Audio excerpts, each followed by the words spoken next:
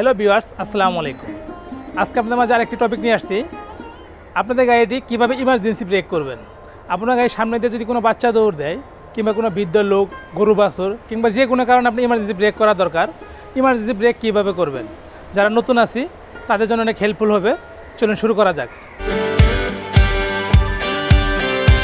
শুরু করার আগে আমার একটা রিকোয়েস্ট, অবশ্যই আমার চ্যানেলটি সাবস্ক্রাইব করে রাখবেন যারা নতুন, আর যারা অলরেডি সাবস্ক্রাইব করে রেখেছেন তাদের অসংখ্য অসংখ্য ধন্যবাদ।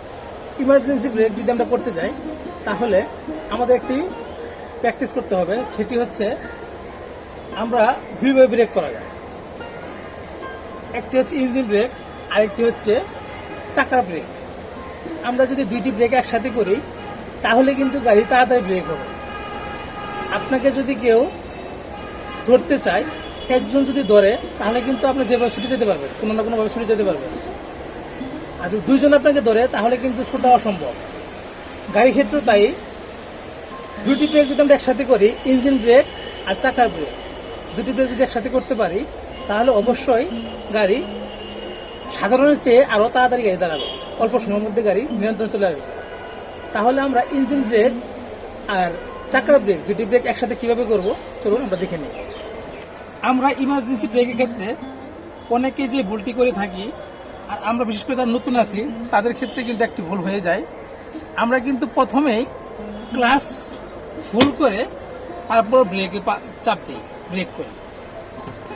হঠাৎ আমার গাড়িটি রানিং আছে, গাড়ি টান গতি হচ্ছে 80 কিংবা 100, হঠাৎ করে একটা বাচ্চা সামনে দিয়ে দৌড় দিল, তারপরে আমরা ক্লাস ফুল করে ব্রেক চাপ দিই। এটা কিন্তু আসলে ভুল। আমরা কিন্তু আগে ক্লাস করব না, আমাদের ক্লাসের কোনো প্রয়োজনই নেই। আমাদের পা অ্যাক্সিলেটরে আছে, আমাদের গতি 80-100-তে আছে।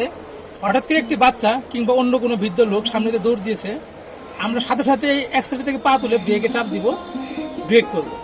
তাহলে কি হবে, আমাদের ইঞ্জিনের একটা ব্রেক শক্তি আছে, ইঞ্জিন ব্রেক এবং আমাদের চাকার ব্রেক, পায়ের ব্রেক, দুটি ব্রেক একসাথে হবে।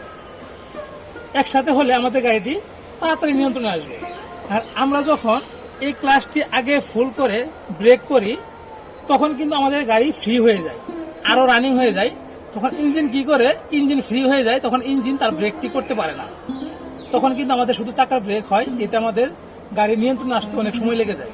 এটা বিশেষ করে আমরা যখন হাইওয়েতে লংয়ে গাড়ি চালাই তখন কি হয়, অনেক ঘন কুয়াশার মধ্যে যদি কোনো গাড়ি ডিস্টার্ব নষ্ট হয়ে রাস্তায় দাঁড়িয়ে থাকে তাহলে কিন্তু আমরা দেখতে পাই না। হঠাৎ করে একটা গাড়ি দেখি সামনে দাঁড়িয়ে আছে, কুয়াশা, ঘন কুয়াশার কারণে, তখন আমাদের ব্রেক করতে অনেক ইম্পর্টেন্ট হয়ে যায়। সেক্ষেত্রেও কিন্তু আমরা আগে ক্লাস করব না, আগে আমরা ব্রেক করব। ব্রেক করে গাড়ি যখন নিয়ন্ত্রণে চলে আসবে, গতি একদম কমে আসবে, তখন আমরা ক্লাসটি ফুল করে এরপর গিয়ার পরিবর্তন করব, নিউট্রালে আনবো কিংবা যত নম্বর গিয়ার দরকার আমরা তত নম্বর নিয়ে আসবো। তাহলে কিন্তু আমরা কি জিনিস জানলাম, অবশ্যই আমরা যে কোনো ব্রেকের ক্ষেত্রে প্রথমে ব্রেক করব, এরপর ক্লাস করব। আমরা আগে ক্লাস করব না, পরে ব্রেক করব না। আশা করি আমি বোঝাতে পেরেছি। আমার ভিডিও দেখার জন্য ধন্যবাদ। সবাই সাবস্ক্রাইব করে রাখবেন। আসসালামু আলাইকুম।